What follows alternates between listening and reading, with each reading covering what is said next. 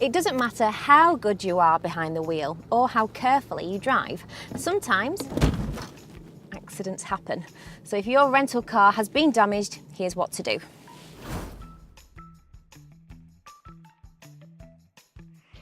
The first thing you'll need to do is get anyone involved to safety and far away from danger.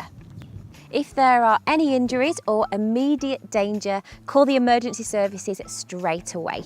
And then only when it's safe to do so, call the rental company, as they will hopefully get the car towed away and give you a replacement car if they have one available.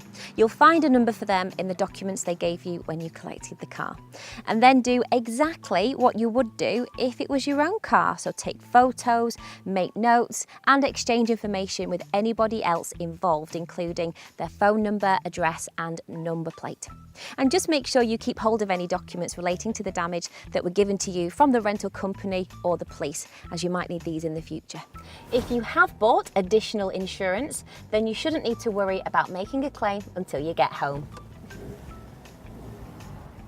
If you'd like some advice about what to do when you do get home, tap or click here.